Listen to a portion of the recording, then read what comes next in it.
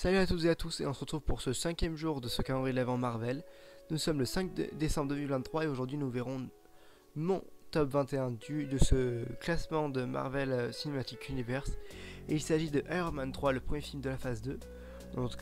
Donc prenez votre armure et votre costard parce que c'est parti. Tony Stark, l'industriel flamboyant qui est aussi Iron Man, est confronté cette fois à un ennemi qui va attaquer sur tous les fronts. Lorsque son univers personnel est détruit, Stark se lance dans une quête acharnée pour retrouver les coupables. Plus que jamais, son courage va être mis à l'épreuve, à chaque instant dos au mur. Il ne peut compter que sur ses inventions, son ingéniosité et son instinct pour protéger ses proches. Alors qu'il se jette dans la bataille, Stark va découvrir la réponse à la question qui le hante secrètement depuis si longtemps. Est-ce l'homme qui fait le costume ou bien le costume qui fait l'homme? Mel Gibson for President. Incarné par William Sadler dans le film, le président des États-Unis aurait pu avoir les traits de Mel Gibson. C'est en tout cas l'idée que son ami Robert Downey Jr. avait suggérée à Disney et Marvel, sans que suite ne soit donnée. Retour sur Terre. Au moment d'évoquer le ton de son film, le réalisateur Shane Black explique qu'Iron Man 3 ressemblera davantage à un thriller de Tom Clancy, centré sur des méchants réalistes et non pas deux types en armure qui se tapent dessus. De son côté, le producteur Kevin Feige a précisé que l'histoire sera focalisée sur le personnage de Tony Stark, qui devra faire appel à son intelligence plutôt qu'à ses amis Avengers pour faire face aux épreuves qui seront les siennes. Point commun. En point commun la comédienne Yvonne Zima, Les Feux de l'amour et Shane Black. L'actrice a joué dans le film écrit par le cinéaste Au revoir à jamais et a été Daisy Sanders dans la célèbre soap opéra avant d'incarner Miss Elkridge dans Iron Man 3.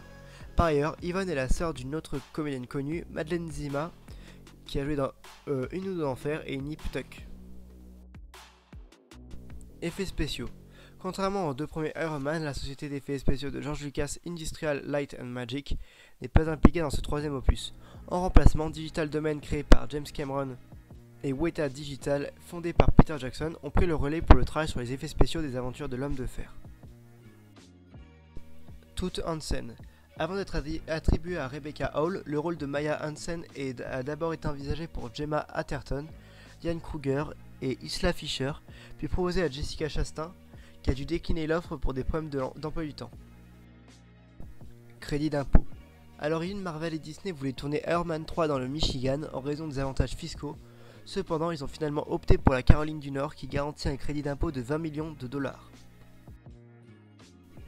Rock Stark.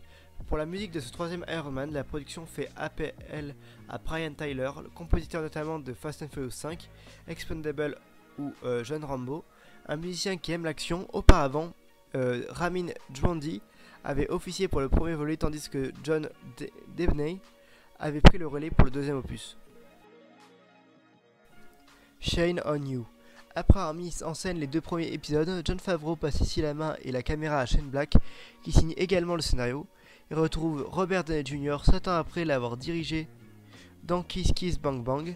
Jon Favreau ne délaisse toutefois pas complètement la saga puisqu'il officie toujours en tant que producteur exécutif et reprend son rôle de Happy Hogan, garde du corps de Tony Stark. Grande première. En plus d'être le premier épisode qui ne soit pas réalisé par Jon Favreau, Iron Man 3 est également le premier film à être distribué par Disney suite à son rachat du catalogue Marvel auprès de la Paramount. Iron Pepper.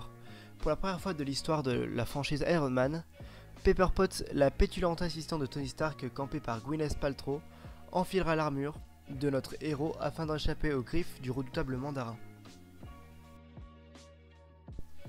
Bon ben voilà, c'est 10 anecdotes sur Iron Man 3, qui est donc du coup mon 21e film préféré du MCU. Bon, le classement est un peu particulier, mais c'est pas grave. Bon ben du coup, on se retrouve très bientôt, du coup demain, pour le prochain. Et l'indice est le suivant. Pour toujours. Voilà. Donc du coup, on se retrouve demain pour mon top 20. Et nous serons le 6 décembre 2023. A bientôt pour une nouvelle pêche aux infos Disney. Bye bye.